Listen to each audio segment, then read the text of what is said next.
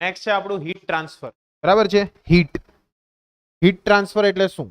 બરાબર, તો ભાઈ હીટ ટ્રાન્સફર એટલે સિમ્પલ યાદ રાખવાનું છે કે જ્યારે પણ ઉષ્માનું વહન થતું હોય, બરાબર છે, ઉષ્માનું વહન એટલે કે ઉષ્માનું જે પ્રસરણ થાય છે એ પ્રસરણને આપણે શું કહીએ? હીટ ટ્રાન્સફર કહીએ છીએ. હવે આ હીટ ટ્રાન્સફરને આપણે કઈ રીતના સમજ, બરાબર, તે ધ્યાનથી આપણે સમજ. તો અહીંયા આગળ આપણને ખબર છે એ મુજબ ઉષ્મા એ શું છે? ઉર્જા છે. અને તાપમાન છે એના તફાવતને કારણે એક તંત્રમાંથી બીજા તંત્રની અંદર ઉષ્મા છે તે શું પામે છે? પ્રસરણ પામે છે. બરાબર છે. ઉષ્મા શું છે? એક જાતની ઉર્જા છે. અને તાપમાનના તફાવતને કારણે શું થાય છે? તો કે ઉષ્મા છે તે એક જગ્યાએથી બીજી જગ્યાએ પ્રસરણ પામે છે. બરાબર, સોરી, ક્લિયર થઈ ગયું? એટલે પ્રસરણ જે પામે છે તેનું કારણ ક્લિયર થઈ ગયું બધાને? તાપમાનના તફાવતને કારણે શું થાય છે? ઉષ્માનું પ્રસરણ થાય છે. ઓકે, ક્લિયર છે? કઈ ડાઉટ છે? તો અહીંયા આગળ સમજીએ કે ભાઈ જુદા જુદા કયા પ્રકારો દ્વારા આ ઉર્જાનું પ્રસરણ થઈ છે. બરાબર છે, જુદા જુદા કયા પ્રકારો દ્વારા પ્રસરણ થઈ છે. તો મોસ્ટલી પ્રસરણની વાત કરવામાં આવે તો પ્રસરણ જે છે, પ્રસરણ સમજો 3 સ્વરૂપ. પહેલું સ્વરૂપ જે છે એ છે ઉષ્મા વહન, ત્યાર પછી નેક્સ્ટ છે ઉષ્મા નયન, ત્યાર પછી, બરાબર છે, કે તો એ 3 ટાઈપમાં. હવે ઉષ્મા વહન એટલે શું? નયન, ત્રણે ત્રણને આપણે શું સમજજો. ઉષ્મા વહન એટલે સૌથી પહેલા આપણે એ સમજ. ઉષ્મા વહન એટલે શું? તો ઉષ્મા વહન એટલે સિમ્પલ યાદ રાખો. દાખલા તરીકે આ પેન છે, આ પેન હું નેહાને આપું, બરાબર છે. નેહા શું કરશે? એ પેન સાક્ષી સુધી પહોંચાડવાની છે, બરાબર, કે સાક્ષી કા યાર પેલી યશસ્વી સુધી. એ એની જગ્યા પર બેહેલી છે ને એટલે. ચાલો ચાલો ચાલો, ક્લિયર? તો આને પેન આપીશ તો એ શું કરશે ત્યાં? તો કે ભાઈ એ પહેલા આને આપશે, બરાબર, સિમરનને. ચાલો, ત્યાર પછી આપશે પેલી આને, બરાબર છે, રજા પાડતી હતી. પછી છોટું આપશે, બરાબર, છોટું છે તે આગળ આપશે. ત્યાર પછી અનન્ય આપશે, ત્યાર પછી ગીતાને. એટલે એક પછી એક બધાના હાથમાં શું થશે? ટ્રાન્સફર થશે. તો એનો અર્થ શું થયો? આ જે આખી પ્રક્રિયા છે, આ જે આખી પ્રક્રિયા જે થઈ રહી છે, એક પ્રક્રિયાને કહેવાય વહનમાં. શું થશે? દરેકે દરેક પરમાણુઓ પોતે મેળવશે, પરમાણુ ટ્રાન્સફર કરશે. એટલે આ જે પ્રક્રિયા છે તેને વહન. ખ્યાલ આવ્યો? ઉષ્માનયનમાં શું થશે? ઉષ્માનયનની તો કે ભાઈ જે પહેલો પરમાણુ છે તે પોતાની જગ્યાએથી ઊભો થઈને ડાયરેક્ટ પેનને હાથમાં જ રાખશે અને પછી શું કરશે? છેલ્લા પરમાણુને આપશે. તેને કહેવાશે આપણું ઉષ્માનયન. બરાબર છે. ઉષ્મા વિકિરણ એટલે શું? ઉષ્મા વિકિરણ એટલે સીધું ફેંકી દે, બરાબર, ને પેલી કેચ પકડી લે. એટલે એ શું થયું? ઉષ્મા વિકિરણ. કઈ નહીં, લચકી હોય તો કઈ નહીં, બરાબર. ચાલો, ક્લિયર થઈ ગયું એટલે સુધી? ચાલો બસ હવે ક્લિયર? એટલે ઉષ્મા વહન, ઉષ્મા નયન અને ક્લિયર થયું? વહનમાં શું થશે? જેટલા પણ પરમાણુઓ હશે તે પરમાણુઓ ઉષ્માને શોષશે અને બીજા પરમાણુઓને આપશે. ક્લિયર છે?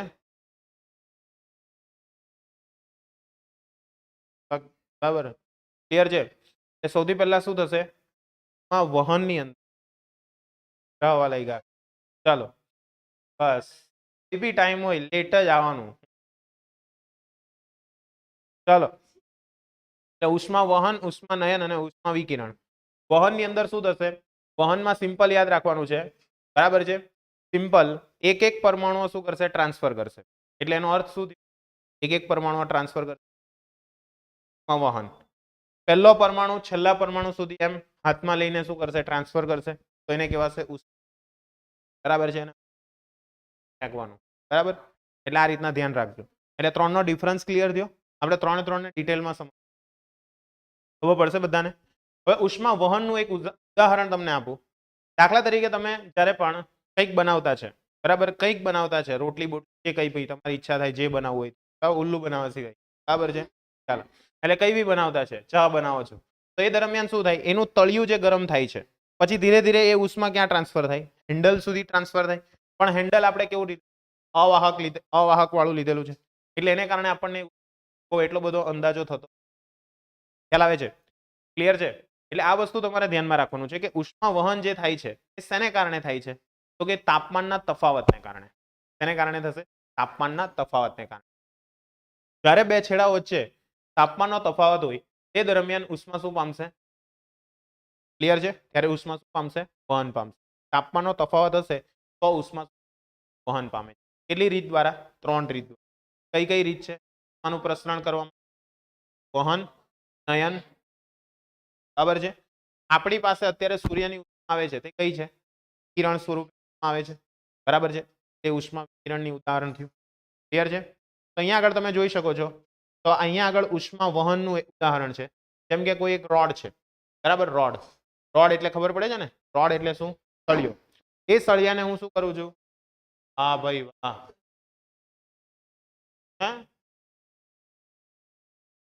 પૈગા કેટલા? 8 મિનિટ. ચાલો ક્લિયર. ઉષ્મા વહન ની અંદર શું થશે? ક્લિયર થઈ ગયું. ઉષ્મા વહન ની અંદર આપણે સળિયો સળિયો અહીંયાથી ગરમ થશે, એટલે ધીરે ધીરે ધીરે હીટ શું થશે? ટ્રાન્સફર થશે. ક્યાં સુધી આવશે? આપણા હાથની અંદર. એટલે આ શું થયું? નયનની કઈ થઈ? તો કે જેમ કે તમે તાપણું કરવા બેસતા હોય રાતના, એમાં તમે હાથ ગળે અંદર તાપણાની અંદર, ના થોડોક દૂર રાખે ને, એટલે ત્યાંથી શું થઈ? ડાયરેક્ટ હીટ ટ્રાન્સફર થઈ. એટલે એ શું થયું? નયન થયું. ઉષ્મા વિકિરણ, તો કે તમે ઘણે દૂર સુધી બેસેલા હો, ઘણે દૂર સુધી, છતાં પણ તમને તાપમાનનો શું થતો હોય? અહેસાસ થતો હોય. તો એને શું કહેવાય? સમજ પડે છે કે નહીં? ક્લિયર છે? સિમ્પલ આઈડિયા આવ્યો કે નહીં આવ્યો? આવ્યો? નહીં ખબર પડી? રેડી? આ બાજુ છેલ્લે ક્લિયર છે ને? ખ્યાલ આવે છે ને? ચાલો આ વસ્તુ ધ્યાનમાં રાખજો. તો આ વસ્તુ ક્લિયર થઈ ગઈ, બરાબર.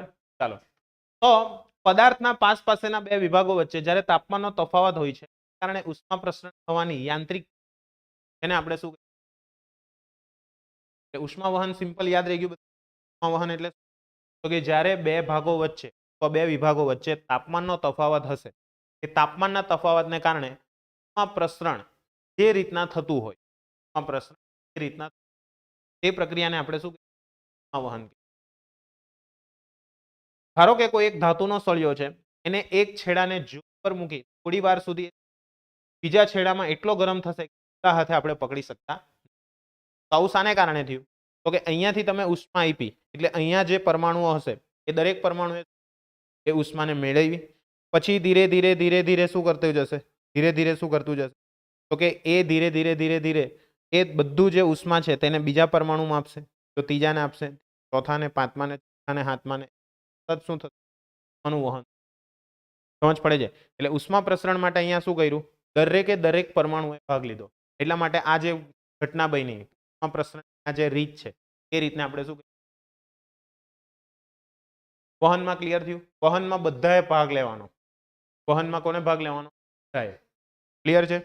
ત્યારે નયનમાં પહેલો ને છેલ્લો 2 જ જણા, બરાબર. બીજું ચાલો ક્લિયર થઈ ગયું? તો અહીંયા ઉષ્મા પ્રસરણ ક્લિયર છે બધાને? એટલે કે અહીંયા આગળ વાત કરવામાં આવે તો ઘન પદાર્થ છે તેની અંદર, એટલે કે સળિયાની અંદર જુદા જુદા તાપમાન પાસે બીજા છેડા સુધી, જ્યારે વાયુઓની અંદર ઉષ્મા વાહકતા કેવી હોય? વાયુઓની અંદર ઉષ્મા વાહકતા શા માટે ઓછી? તો કે ભાઈ વાયુના પરમાણુઓ કેવા હશે? એકબીજાથી ઘણા દૂર હશે, ગમે તેમ ફરતા હશે. એટલે જો તમે અહીંયા ગરમ કરશો તો એ જ્યાં સુધી બીજા કોઈ પરમાણુને એની ઉષ્મા ટ્રાન્સફર નહીં કરશે ત્યાં સુધી બીજો પરમાણુ ત્યાંને ટ્રાન્સફર નહીં કરશે, અને એને કારણે ક્રમશઃ ઉષ્માનું વહન સરળતાથી વાયુઓની અંદર. સમજ પડે છે? વાયુઓની અંદર તેથી થાય. એટલા માટે આપણું તાપમાન જે છે જળવાઈ રહેલું છે. કારણ પણ આ જ છે કે વાયુઓ જે છે સરળતાથી ઉષ્મા. સમજ પડે છે? ધારો કે વહન કરી શકતા હોત તો ગરમી કેવી થતે? એકદમ વધારે ગરમી થઈ, બરાબર. અત્યારે જે આપણું તાપમાન છે એના કરતા લગભગ 2 થી 4 ગણું તાપમાન આપણું અત્યારે જોવા મળે. તો પાણીનું સમજ પડે છે? આ બધી વસ્તુ ધ્યાનમાં રાખવાની છે. હવે અહીંયા આગળ વાત કરીએ તો ઘન અને વાયુઓ જે છે, બરાબર, પ્રવાહીઓની ઉષ્મા વાહકતા એ ઘન અને વાયુઓ કરતા વચ્ચેની, એટલે ઘન કરતા ઓછી, વાયુ કરતા કેવી હશે? રહેશે. સમજ પડશે બધાને? એની પડશે પડશે. ચાલો ત્યાર પછી માત્રાત્મક રીતે અહીંયા આગળ ઉષ્મા વહન જે છે તે કોઈ દ્રવ્યમાં આપેલા તાપમાનના તફાવત માટે ઉષ્માના વહનનો દર એના વડે આપણે એને વર્ણવી શકીએ. જેમ કે અહીંયા ઉષ્મા વહન મારે નક્કી કરવું છે કે ભાઈ ઉષ્મા કેટલી વહન પામી રહી છે એ મારે શોધવું હોય ઉષ્માનું વહન, તો એના માટે મારી પાસે કઈ કઈ વસ્તુ હોવી જોઈએ? એક તો વહનનો દર હોવો જોઈએ, કેટલા સમય માટે તમે છો એ વહનનો હોવો જોઈએ. બીજું એનો આડછેદનું ક્ષેત્રફળ, કેટલો આડછેદનો ક્ષેત્રફળ છે તે પણ જોઈશે. પ્લસ એની લંબાઈ કેટલી છે, પ્લસ એનું તાપમાન કેટલું, તાપમાનનો તફાવત કેટલો છે તે પણ ત્યાં આગળ મુખ્ય ભાગ ભજવશે. જો આટલી વસ્તુ તમારી પાસે અવેલેબલ હશે તો તમે શું કરી વહનનો દર સરળતાથી માપી. તો એનું સૂત્ર છે એ સૂત્ર આપણે જોઈશું, ખ્યાલ આવશે. તો અહીંયા આગળ આદર્શ સ્થિતિની વાત કરવામાં આવે તો સળિયાની બાજુઓ સંપૂર્ણપણે અવાહક કરતા સળિયાની બાજુઓ અને પરિસર વચ્ચે આ વસ્તુને ખાસ ધ્યાનમાં રાખવાનું છે. તું કહેના ક્યાં ચાહતે હો કે તો આ જો આવી રીતના આ આપણો સળિયો છે, બરાબર? કહેના ક્યાં ચાહતે હો તો જો આ રીતના આ આપણો સળિયો છે, એક અવાહક માધ્યમમાં છે એવું વિચારીને ચાલો. જો તમે ઉષ્મા આ પહેલા છેડાને આપશો તો એ ઉષ્મા ફક્ત આખા સળિયામાં જ રહેશે. એ સળિયામાંથી ઉષ્મા બહાર ટ્રાન્સફર થતી આપણે ધારીને ચાલવાનું છે. આવી આદર્શ પરિસ્થિતિ, રિયાલિટીમાં એવું શક્ય નથી, પણ આપણે એવી આદર્શ પરિસ્થિતિ ધારીને ચાલવાનું છે કે આપણે જે આપશું જેટલું પણ તાપમાન આપશું એ બધી જ ઉર્જા ફક્ત ને ફક્ત કોની સાથે સંકળાયેલી રહેશે? તો કે ભાઈ જે કોઈ પણ પદાર્થ આપણે ધ્યાનમાં લીધે તેની સાથે સંકળાયેલી, બીજા કોઈ સાથે સંકળાયેલી રહેશે એની પડશે. એટલે આપણે આ વસ્તુને ધ્યાનમાં રાખીને ચાલવાનું. ક્લિયર છે? આઈડિયા આવ્યો એટલે સુધી?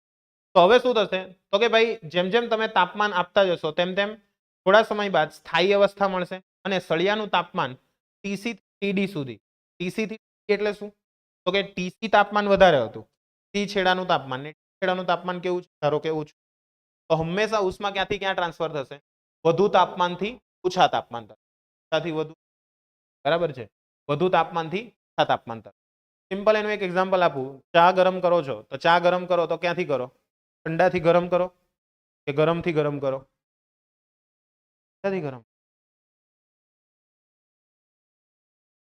આપણે શું છે પાત્ર જે લીધેલું છે તે ઠંડુ છે, પણ આપણે જે ચૂલો છે તે તો ગરમ છે ને ભાઈ. એટલે ઉષ્મા ક્યાંથી ટ્રાન્સફર થઈ? ગરમથી તે ઠંડા તરફ ટ્રાન્સફર થઈ ને. ઉષ્માનું ટ્રાન્સફોર્મેશન ક્યાંથી ક્યાં થયું? વધુ તાપમાનથી ઓછા તાપમાન તરફ થયું ને. ઠંડાને ઠંડુ કર્યું હજુ. ક્લિયર છે? નહીં સમજ પડી? પડી? ક્લિયર? રામુ લહણ કાં? ચાલો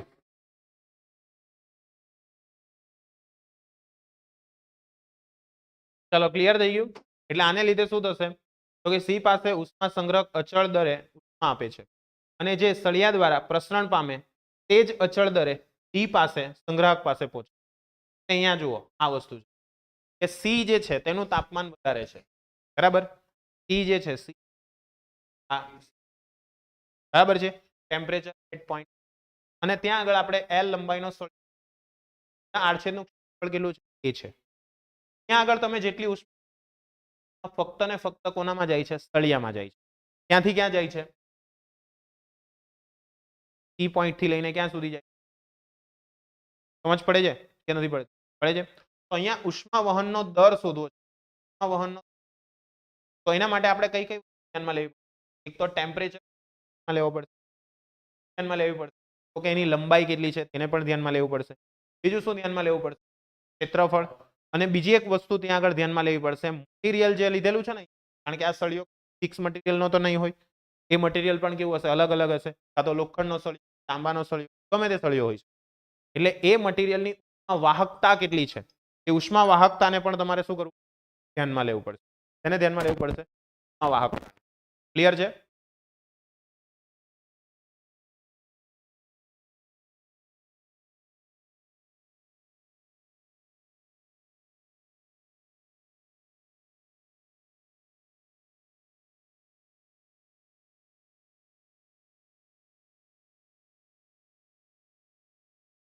ચાલો ક્લિયર થઈ ગયું એટલે સુધી?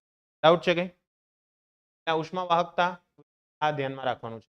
તો ભાઈ અહીંયા આગળ આપણને જે એચ મળશે, એચ એચ એટલે શું? ઉષ્માનો વહનનો દર, બરાબર છે? ઉષ્મા વહન દર સમજજો, વાંદર નહીં, બરાબર છે?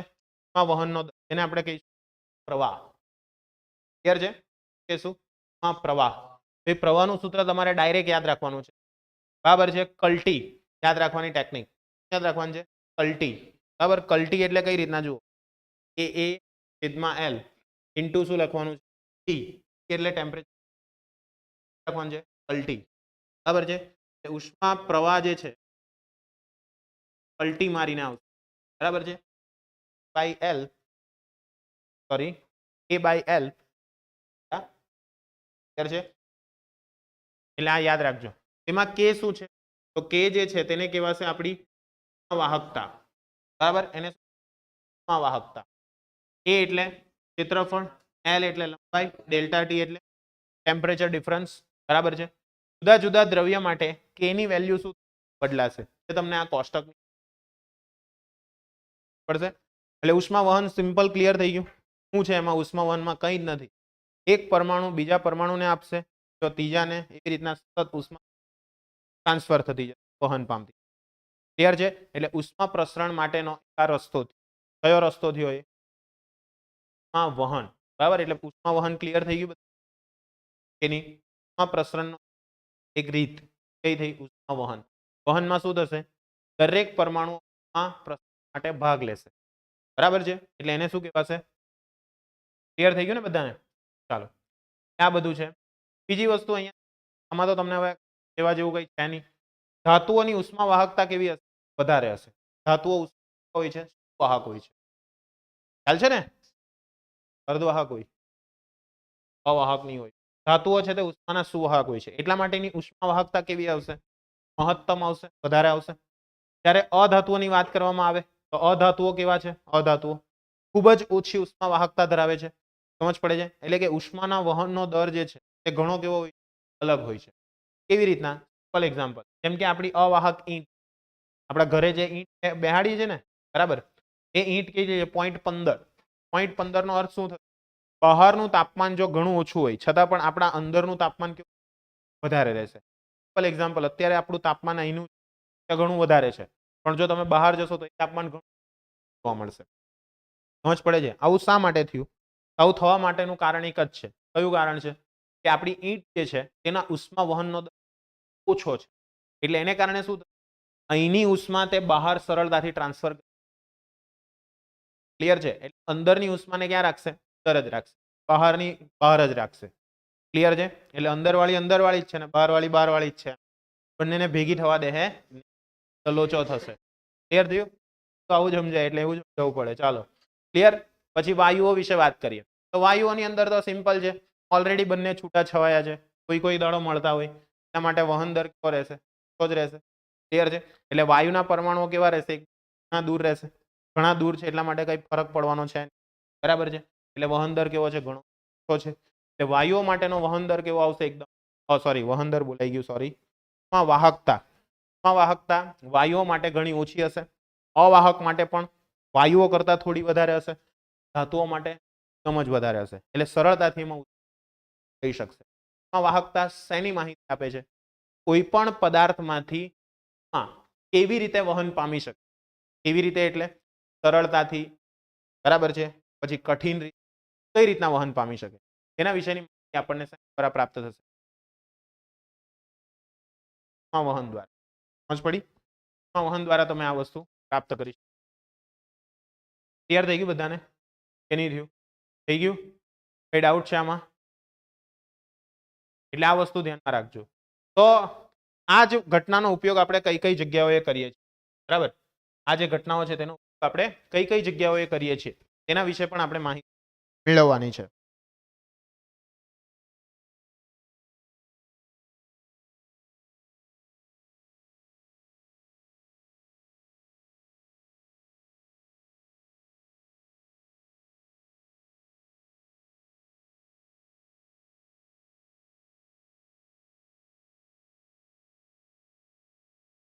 ચાલો, તો હવે આ બધી જે ઘટનાઓ છે તેનો આપણે ઉપયોગ કઈ કઈ જગ્યાએ કરીએ છીએ, બરાબર, ઓરિજિનલી.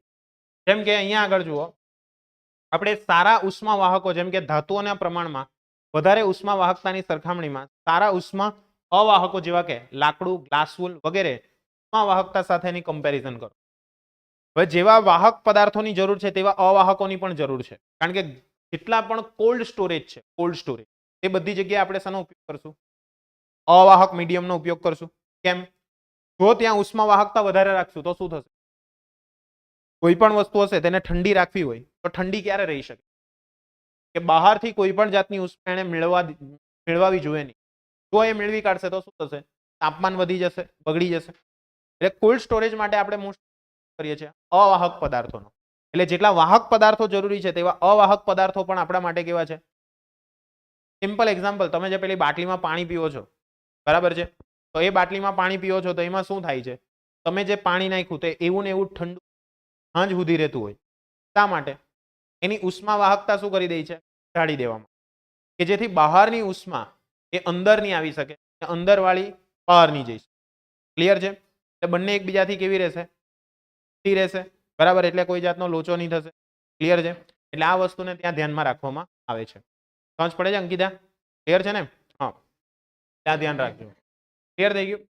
અને આપણે નોંધ્યું કે કેટલાક રસોઈના વાસણો છે એના તળિયું તાંબાનું હોય છે, અને તાંબુ વાહક હોવાને કારણે સમગ્ર તળિયામાં વિતરણ સારી રીતે થાય છે અને ખોરાક છે તે એક સરખો રાંધી શકે.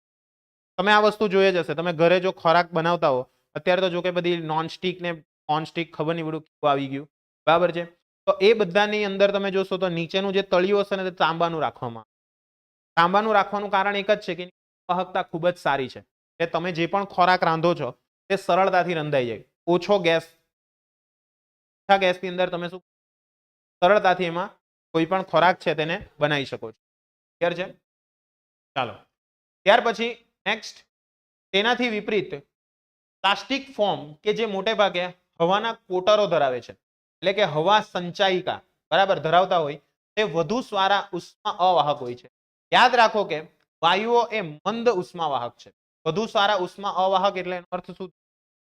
આપણે જે ફોર્મ શીટ યુઝ કરીએ છીએ, ફોર્મ શીટ ખબર છે? ફોર્મ શીટ, થર્મોકોલ જોયેલું, રેક્ઝિન, ગાડીની સીટ પર તમે બેહો, એમાં ખબર પેલું નાના નાના કાણા હોય, તો કવર માર્યું હોય એટલે તમને નહીં દેખાય, કવરમાં હોય એટલે બધું કંઈ ખબર નહીં પડે. બાકી તમે ગાડીની સીટ પર બેહો તો તમને સૌથી વધારે ગરમી થાય. યસ, યલો કલરનું જે સ્પંચ આવે ને તે. ઓ યસ, ચાલો, હા. તો એ જે છે ફોર્મ, બરાબર છે, એ ફોર્મની અંદર શું થશે? તો કે નાના નાના જે છિદ્ર આવેલા છે એ છિદ્ર શું કરશે? જે પણ હવાના અંદર રહેલી હવા અંદર રહેલી જે ઉષ્મા છે એને પોતાની અંદર શું કરી રાખશે? રાખશે. સમજ પડે છે? એને અંદર પ્રવેશવા દેશે. અંદર પ્રવેશવા નહીં દે એટલા માટે શું થશે? તાપમાન જે હશે અંદરનું એવું ને એવું જ રહેશે ને બહારનું એવું ને એવું જ. આ જ સેમ કોન્સેપ્ટ આપણે વોટર જગની અંદર, જેમાં આપણે ગ્લાસ વૂલ, તમે તૂટી ગયેલું વોટર બેગ જોયેલું? વોટર જગ આવે ખબર, તૂટી ગયેલો હોય તેવો, તો એની અંદર જોજો કઈ એમ પેલું બધા એમ પેલું કહેવાય કંઈક વ્હાઈટ બધું બહાર નીકળતું. ક્લિયર છે? કાં તો કંઈક પીરું પીરું. ક્લિયર? તો એ બધું જે નીકળે છે બહાર તેને કહેવાય ગ્લાસ વૂલ. એ ગ્લાસ વૂલ એક જાતનું અવાહક મીડિયમ. એ શું કરે છે? પાણીને ત્યાં ને ત્યાં રાખી મૂકે. બહારની કોઈ પણ જાતની ઉષ્મા છે તેને અંદર આવવા દેશે નહીં. આ આવશે, એવું નથી કે નથી જ આવવાની, આવશે તો ખરી જ.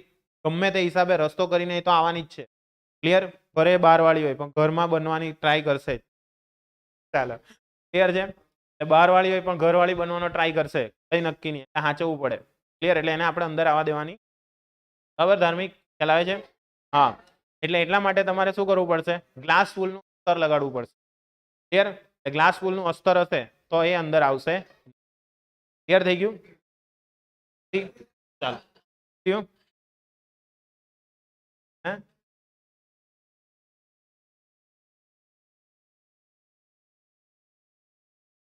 ઓ વાહ, ચાલો વધીએ આગળ, કઈ નહીં. જ્યાં વાત કરીએ તો ઘણા કિસ્સાઓમાં ઉષ્મા સંગ્રહ અને પ્રસરણ મહત્વના હોય છે. ઉનાળાના દિવસોની વાત કરવામાં આવે તો ઉનાળાના દિવસોમાં કોન્ક્રીટથી બનેલા મકાનોની છત બહુ જ ઝડપથી ગરમ થાય છે. આપણને બધાને જ ખબર છે, આપણને આ ખૂબ સારો અનુભવ છે આપણા ટ્યુશન, બરાબર. ઉનાળાની અંદર કેટલી મસ્ત ગરમી, ક્લિયર છે, વિસ્તારની અંદર લાગે. ચાલો, અને એને કારણે કોન્ક્રીટની ઉષ્મા વાહકતા ઘણી ઓછી છે. મોટા ભાગના લોકો છત પર માટી અથવા ઉષ્મા પ્રતિરોધક ફોર્મનું આવરણ કરાવવાનું પસંદ કરે. ક્લિયર છે. ખાસ કરીને જે આપણે પીઓપી કરાવીએ છીએ ને, પીઓપી પોપ, બરાબર છે, એ શું છે? એ તમને એક જાતની ઉષ્મા વાહકતા જે છે એ ઉષ્મા વાહકતા શું કરાવી આપશે? ઓછી કરાવી આપશે. સોરી, ઉષ્મા વહનનો દર કેવો કરાવી આપશે? ઉષ્મા વહનનો દર ઓછો કરશે.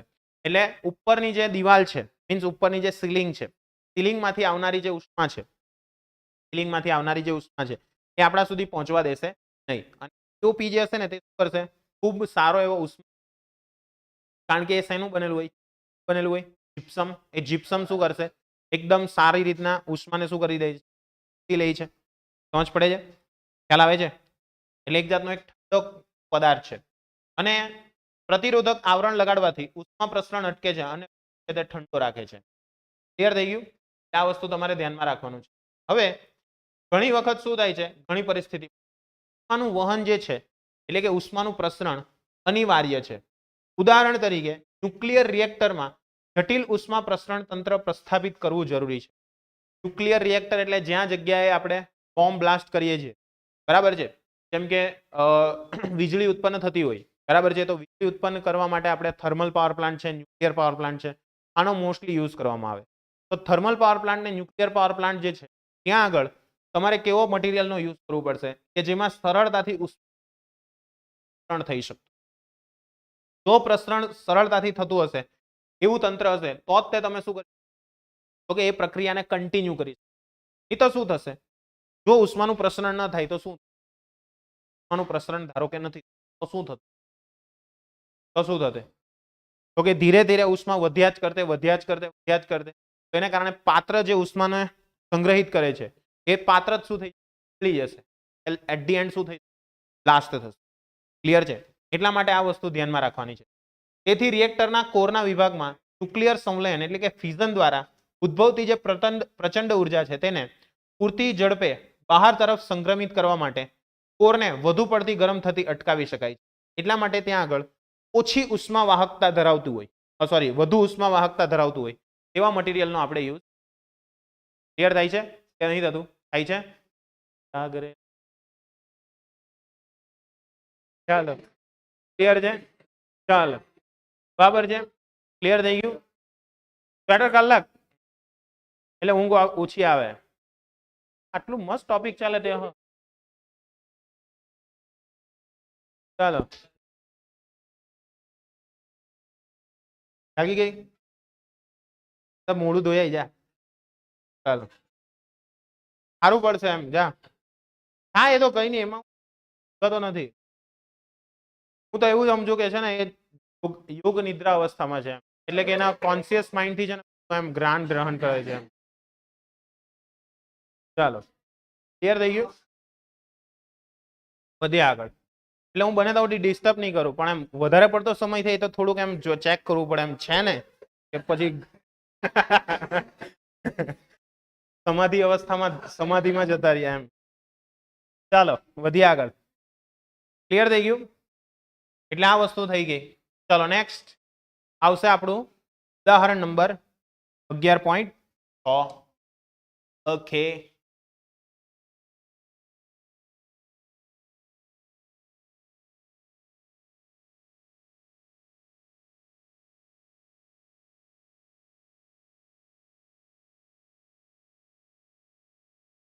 ઉદાહરણ નંબર 11.6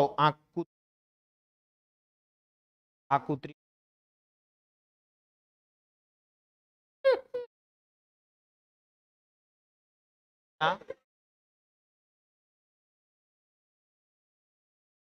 કેવું હશે? હાવ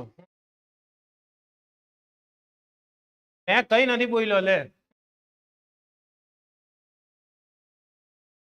કઈ બોલ્યો જ નથી. લે બોલું તો મારું મોડું તો હલે કે નહીં? લે ચાલો ત્યાં આગળ નેક્સ્ટ આકૃતિ આપેલી છે, સમજજો. તંત્ર આપેલું છે. સ્ટીલ અને તાંબાના જંકશનનું તાપમાન કેટલું હશે? સ્ટીલ અને તાંબાનો જંકશન જંક્શન એટલે ખબર પડે છે? જંક્શન એટલે જ્યાં બંને એકબીજાની સાથે શું કરતા હશે? મળતા હશે. બરાબર છે? સાથે વાતો કરતા. ક્લિયર? તો આ એનું જંક્શન પોઈન્ટ થયું. ક્લિયર છે? ધ્યાન આપ, એમાં એમ નહીં કરે, અહીંયા ધ્યાન આપતું. ચાલો, ક્લિયર છે? એટલે આ જંક્શન પોઈન્ટ તમને આપેલું છે. તો પાછી ક્લિયર? આ જંક્શન પોઈન્ટ છે. જંક્શન પોઈન્ટ નું તાપમાન આપણને ખબર નથી. બરાબર? જોઈ લે હું. ચાલો, કેટલું હશે? એટલે એ જ શોધવા કીધું કે જ્યારે મળે છે ત્યારે તાપમાન કેવું રહી છે એમ. બરાબર છે? એ શોધવાનું છે. એ તો ગરમ જ રહે ભાઈ. ચાલો, ક્લિયર છે? એટલે તાપમાન, કારણ કે ભાઈ ગમે ત્યારે સિમ્પલ છે, મોસ્ટલી કોઈ પણ વ્યક્તિ મળે ત્યારે ક્યારે બે વસ્તુને કારણે મળે. જો એક વસ્તુ ધ્યાન રાખજો. પહેલી વસ્તુ, કાં તો ખૂબ સારી રીતના એમ બધું ચાલતું હોય, અને કાં તો બહુ ગુસ્સેલ હોય. બરાબર? બહુ ગુસ્સો હોય ત્યારે મળની પહેલી વાત છે, ત્યારે તાપમાન કેવું રહેવાનું છે? અહીંયા અલગ જ લેશે. બરાબર છે? એટલે એ છે. ચાલો, તો હે બધા જ એક્સપિરિયન્સ છે, કઈ નહીં. ચાલો વધીએ આગળ. તો સ્ટીલના સળિયાની લંબાઈ, ચાલો અહીંયા ધ્યાન આપો, બસ ઊંધું વિચારો. ચાલો, સ્ટીલના સળિયાની લંબાઈની વાત કરેલી છે. બરાબર? સૌથી પહેલા તો સ્ટીલ માટે આપણે લખીએ પહેલા બધું. સ્ટીલ માટે, બરાબર છે? સ્ટીલ માટે લંબાઈ L, જેને આપણે LS લાસ્ટ કીધું. કેટલી છે લાસ્ટ? 15 સેન્ટીમીટર. બરાબર? ક્લિયર? ચાલો જોઈ લો લાસ્ટમાં. હા, સાચવજો, કેટલો ગંભીર કેસ. ચાલો, તાંબાના સળિયાની વાત કરેલી છે. આ બધું પહેલા સૌથી પહેલા સ્ટીલ માટે લીધું. સ્ટીલ છે તે ભાઈ તાંબાને મળવા ગયું. ચાલો નેક્સ્ટ લખીએ તાંબા માટે. તાંબા માટે ચાલો L, ચાલો કેટલી છે? 50 છે ભાઈ.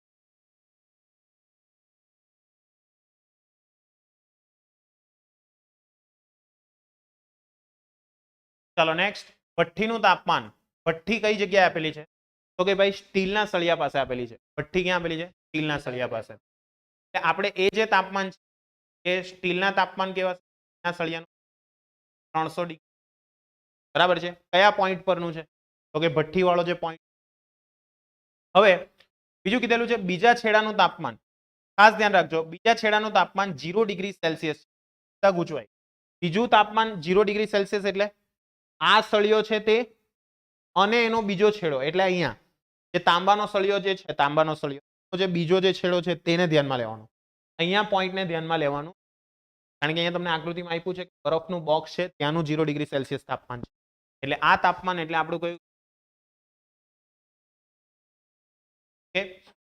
ચાલો નેક્સ્ટ, બીજું શું કીધેલું છે?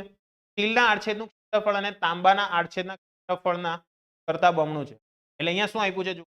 સ્ટીલના સળિયાના આડછેદનું ક્ષેત્રફળ, સ્ટીલના આડછેદના ક્ષેત્રફળની વાત કરેલી. તાંબાના સળિયાના આડછેદના ક્ષેત્રફળ કરતા બમણું છે. એટલે એનો મતલબ શું થશે?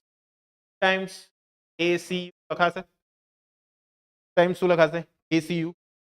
ત્યાર પછી નેક્સ્ટ કીધેલું સ્ટીલની વાહકતા. સ્ટીલ માટે એટલે કાસ હોતા. બરાબર? તો 50 કુલ પર કેલ્વિન સેકન્ડ. બરાબર છે? આ આપેલું છે. ક્લિયર? ત્યાર પછી નેક્સ્ટ કોણ છે ભાઈ? કોપર છે. કોપર માટે શું? પર કેલ્વિન, આટલું આપેલું છે. તો તમને જંક્શનનું તાપમાન શોધવા કીધેલું છે. હવે તમારે પહેલા એ નક્કી કરવું ક્યાંથી ક્યાં ટ્રાન્સફર થશે. ક્યાંથી ક્યાં ટ્રાન્સફર થશે? 300 થી 0 પાસે. એટલે ટૂંકમાં કહેવાનો મતલબ શું છે? પહેલા ઉષ્મા છે તે સ્ટીલમાં આવશે, સ્ટીલમાંથી ક્યાં જશે? તાંબામાં જશે. એટલે કહેવાનો તાત્પર્ય એવો છે કે સ્ટીલ જે સ્ટીલ માટે ઉષ્માનો પ્રવાહનો દર અને તાંબા માટે ઉષ્મા પ્રવાહનો દર કેવો રહેશે? સરખો રહેશે. કારણ કે બંને એકબીજા સાથે શું થયેલા છે? કનેક્ટ થયેલા છે. પડી નહીં પડી? આ જો ભઠ્ઠીમાંથી સ્ટીલને ક્લિયર છે. એટલે અહીંયા આગળ ઉષ્મા જે વહન પામશે તે અહીંયા વહન પામશે. બંને ઉષ્મા કેવી રહેશે? સરખી હશે. કારણ કે સ્ટીલ દ્વારા જેટલી ઉષ્મા તાંબામાં અપાશે એટલી જ તો એ મેળવશે ને. એનાથી વધારે મેળવશે, એટલી જ મેળવશે, કારણ કે આજુબાજુનું તો બધું અવાહક છે. આજુબાજુનું તો કેવું આપેલું છે? અવાહક આપેલું છે. રેડી? ખ્યાલ આવ્યો? તો આપણને શું શોધવા કીધેલું? તો કે અહીંયા આગળ આપણને શોધવા કીધેલું છે તાપમાન. તો જંક્શનનું તાપમાન ખબર નથી કેટલું છે, તો હું ધારી લઉં છું. ધારો કે જંક્શનનું તાપમાન, ધારો કે જંક્શન તાપમાન T છે. T જેટલું તાપમાન છે તેનું જંક્શન. બરાબર છે? લખીએ. હવે ચાલો શું લખાશે હવે? સમજજો. જંક્શનનું તાપમાન આપણને આપી દીધું. તો આપણે અહીંયા આગળ સૌથી પહેલા લખવું પડશે સ્ટીલ માટે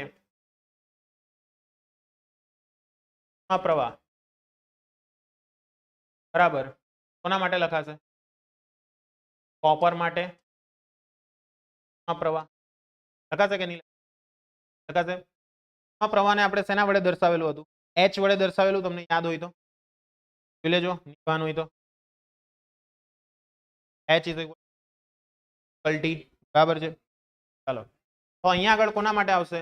HS ઇઝ શું ક્લિયર થઈ ગયું?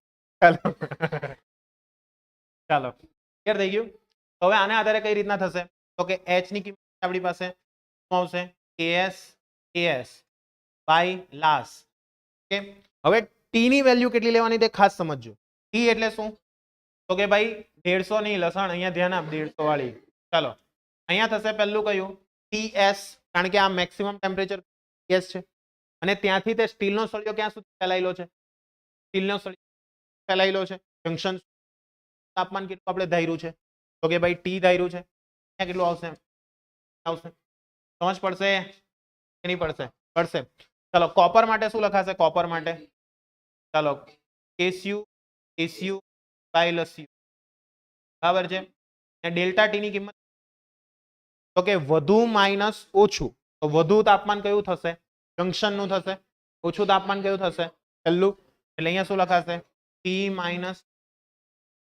થઈ જશે કે નહીં થશે? થશે. ખ્યાલ આવશે કે નહીં? એકદમ દેશી પપ્પુ દાખલા છે ભાઈ, ધ્યાન આપજો ખાલી. ચાલો મૂકો કિંમત બધી. ચાલો મૂકો મૂકાને. ચાલો 50.2.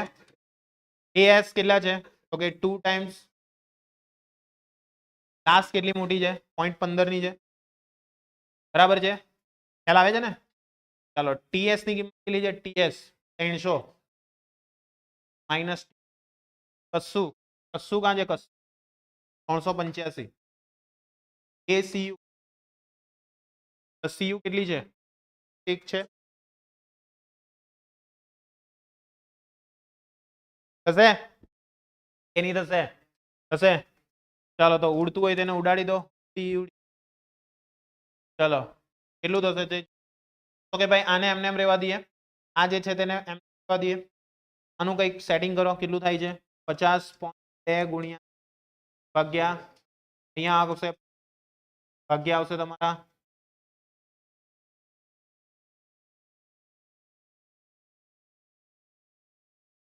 કરો કેટલા આવશે?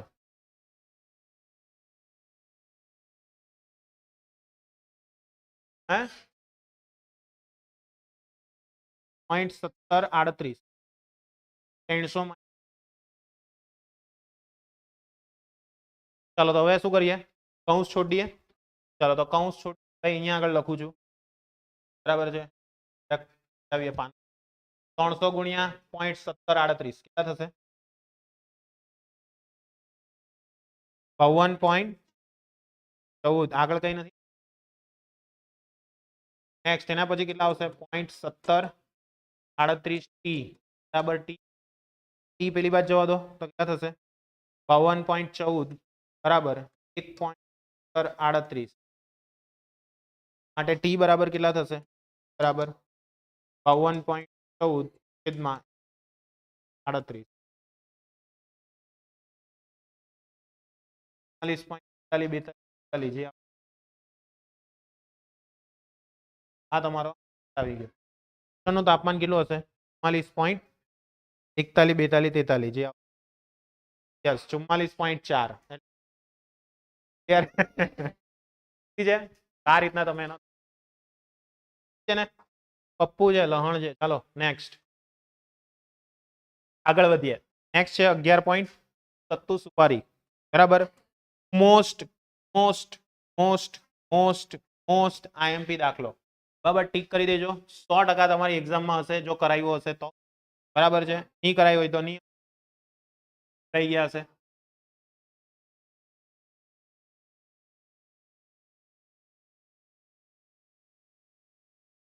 યસ થઈ શકે 5 માર્ક્સમાં આવશે બરાબર ચાલો ખબર ચાલો ઇમ્પોર્ટન્ટ છે એમ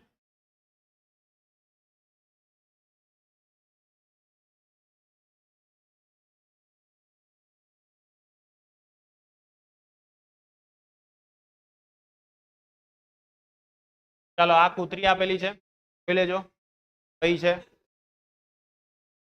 તો આમાં કીધેલું છે તે સમજીએ પહેલા આકૃતિમાં દર્શાવ્યા મુજબ એક લોખંડનો સળિયો છે જેના માટે બધી વેલ્યુ આપેલી છે તો પહેલા બધું લખીએ લોખંડ માટે બસ અલા ડાચા બંધ રાખજો લોખંડ માટે આપેલું છે L1 કેટલું છે 0.1 મીટર ત્યાર પછી A1 0.2 સ્ક્વેર A1 આપેલો છે કેટલો આપેલો છે નહીં જો માવા ખાઈને આવી લાગે વોટ પર મીટર ચલો ત્યાર પછી નેક્સ્ટ આપેલું છે બ્રાસ માટે બરાબર છે કે ભાઈ બ્રાસ માટે શું તો ભાઈ એના માટે સિમ્પલ છે L2 કેટલું આપેલું છે 0.1 મીટર L2 9 બરાબર છે વોટ પર કેલ્વિન આટલું આપેલું છે નેક્સ્ટ છે છેડાઓને એકબીજા સાથે જોડેલા છે બરાબર બંનેને લોખંડને બ્રાસ જોડાય હવે લોખંડના અને બ્રાસના મુક્ત છેડાના તાપમાન આપેલા છે એટલે અહીંયા આગળ આપેલું છે આનું તાપમાન એટલે T1 કેટલું આપેલું છે 373 કેલ્વિન આ T2 આપેલું છે કેટલું આપેલું છે 273 કેલ્વિન તો બંનેના જંક્શનનું તાપમાન શોધો શું શોધવા કહી દીધેલું છે જંક્શનનું તાપમાન એટલે પહેલા લખીએ આપણે જંક્શનના તાપમાન માટે ચાલો જંક્શનનું તાપમાન શોધવું હોય તો કઈ રીતે થશે એકદમ પપ્પુ છે ધારી લેવું પડશે ધારો કે શું બોલો જંક્શન તાપમાન તાપમાન લખો ટી છે ઓકે તો શું લખાશે અહીંયા આગળ બોલો લોખંડ માટે પ્રવાહ બરાબર કોના માટે લખાશે બ્રાસ માટે પ્રવાહ લખાશે ચાલો તો શું થશે અહીંયા આગળ સૂત્ર કલ્ટી તો K1 લોખંડ માટે 1 લીધેલું છે ને બધું K1 A1 બાય L1 અહીંયા શું આવશે T1 માઇનસ બરાબર છે ચાલો અહીંયા આગળ શું થશે અટ્ટુ લટ્ટુ બરાબર છે minus T2 T minus T2 થશે ને લહણ અહીંયા જો ને આ T0 લીધેલું છે આપણે T લે મારી ઈચ્છા મારે જે લેવું હોય તે લેવું ક્લિયર તો શું થશે K1 કેટલા છે 79 A1 કેટલા છે 0.0 L1 લહણ કેટલું છે 0.1 ઓકે નેક્સ્ટ છે કેટલા છે 370 માઇનસ કેટલા થશે ક્લિયર ચાલો ઇક્વલ ટુ કેટલા આવશે અહીંયા આગળ કટ્ટુ કેટલું છે કટ્ટુ 9 કોણ છે અટ્ટુ 0.0 અટ્ટુ કેટલા થશે ચાલો કરો સેટિંગ કરી નાખવાનું થશે કે આ કેન્સલ આ કેન્સલ ચાલો હવે એક કામ કરો 79 નો આની સાથે મલ્ટીપ્લિકેશન કરી નાખો તો ઓકે ચાલો આવડે છે ભાઈ. Next 109 T. ચાલો એની પેલા હાથે ગુણાકાર કરી નાખો. આવું જ ને? ચાલો ચાલો આને આપણે આ બાદ લઈ લઈએ અને આ બાદ લઈ લઈએ. તો આ બંનેનું કરો કેટલું આવશે સેટ? 59 60,000 જેવું 59,000 59 ચેક કરો ને 204 આ બંનેનું 188 બરાબર છે. તો માટે ટી બરાબર કેટલા આવશે? 59 કરો 15 ક્લિયર છે. આ તાપમાન કેલ્વિનમાં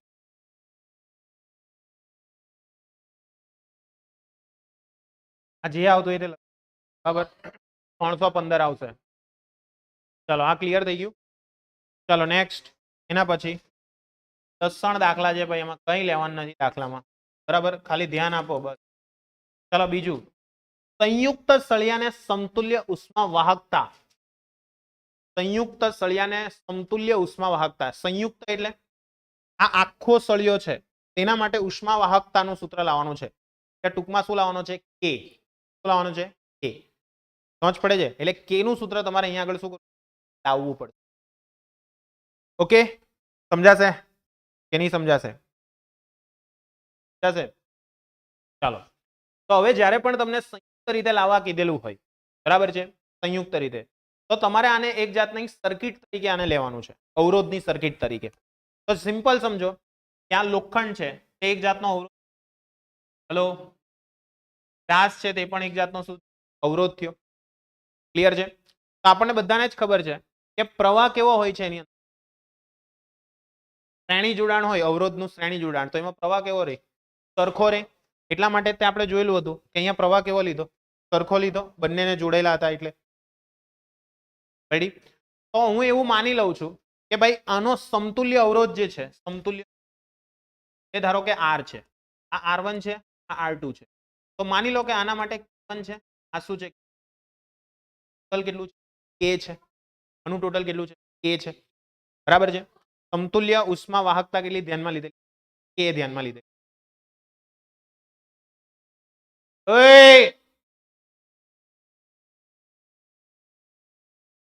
ચાલો ક્લિયર? હા આવી જઈએ પાછા. ચાલો યસ, અહીંયા ધ્યાન આપો બસ. ત્વચા બંધ રાખો તમારા, બરાબર. અહીંયા કહી દીધું.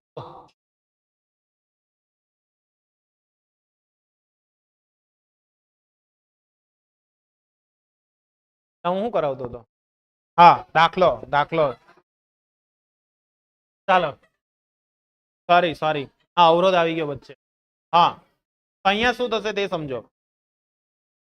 અહીંયા શું થશે તે સમજો. તો કે ભાઈ આની લંબાઈ છે તે L1 છે, આની લંબાઈ છે તે L2 છે, બરાબર છે. ક્લિયર છે? હવે અહીંયા ફિક્સ નથી ભાઈ, બંને લંબાઈ સરખી હોય અલગ અલગ હોય એ ફિક્સ હોતું. સમજ પડે ને? અલગ અલગ હોઈ શકે ને. તો કુલ લંબાઈ કેટલી લખાશે આના માટે?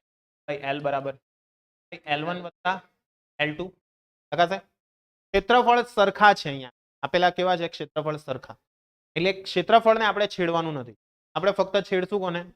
લંબાઈ. બરાબર છે. તો શું થશે અહીંયા આગળ? તો કે ભાઈ સંયુક્ત રીતે પ્રવાહ H નું લખવું હોય તો શું લખાશે? H નું બોલો. તો કે ભાઈ જુઓ, ટોટલ ધાર્યું છે આપણે K, ડિવાઇડ બાય કેટલા થશે? A છેદમાં લંબાઈ L, અને T ની કિંમત આવશે માઇનસ T2 આવશે. કેટલા આવશે? T2 આવશે. ચાલો તો અહીંયા શું થશે? કુલ ટોટલ ઉષ્મા પ્રવાહ H ઇઝ K તો K છે, L ની જગ્યાએ લખાશે L1 પ્લસ L2. અહીંયા કેટલા લખાશે? 1 માઇનસ લખાશે. કેટલા લખાશે? T1 minus. હવે અહીંયા ઉષ્મા પ્રવાહ જે છે એ તો આપણને ખબર છે કે બધા માટે ઉષ્મા પ્રવાહ કેવો છે? સરખો છે. ઉષ્મા પ્રવાહ કેવો છે? મારે આખું સૂત્ર લાવવાનું છે કયા સંદર્ભમાં? એ ના સંદર્ભ. કયા સંદર્ભમાં લાવવાનું છે? એ ના સંદર્ભ. સમજ પડે છે? એટલે મારે અહીંયાથી કંઈક ને કંઈક રીતે કોને રિમૂવ કરવા પડશે? T1 અને T2 ને રિમૂવ કરવા પડશે. કોને રિમૂવ કરવા પડશે? T1 અને T2. શા માટે ખબર પડે છે ને? અર્ધાંત સમજ પડે છે ને ભાઈ? આપ જો શું કીધેલું છે તે વાંચો. કહણ પેલા રકમ જ નહીં વાંચ. અહીંયા વાંચ. કીધેલું છે સંયુક્ત સળિયાની સમતુલ્ય ઉષ્મા વાહકતા. સમતુલ્ય. સમતુલ્યનો અર્થ ખબર પડે છે? સમતુલ્ય એટલે બસ એકો આ અવરોધો હતા. અવરોધને તમે શ્રેણી જોડાણમાં જોડતા તો એનો સમતુલ્ય અવરોધ શોધતા. યાદ છે? શ્રેણી જોડાણ માટે R1 + R2 એવું ડાયરેક્ટ લખી મારતા. એવી રીતના અહીંયા આગળ સમતુલ્ય વાહકતા શોધવાની છે. એટલે ફક્ત મારે સમતુલ્ય વાહકતા શોધવી હોય કે ભાઈ મારે આ બંનેની જગ્યા પર એક એવી ઉષ્મા વાહકતા વાળો સળિયો મૂકી આ બંનેનું કામ એની જાતે જ પતી જાય. સમજ પડે છે કે નહીં? એને આપણે કહેવાશે આપણી સમતુલ્ય વાહકતા. સરેરાશ જેવું. યસ, ફાઇનલી સોરી આનંદ. બરાબર, ચાલો વધી આગળ. ઇઝી. ચાલો ભાઈ એક કામ કરો, અહીંયાથી હું તમને કાલે જ કરાવું. બરાબર, ખોટું તમે લાગતું હોય તો છે ને ટાઈમ હો આપણો ઘરે જતો. ઓકે, અહીંયાથી જરાક કાલે કરાવીશ કે બીજાથી હું તમને કાલે કરાવીશ. ચાલો.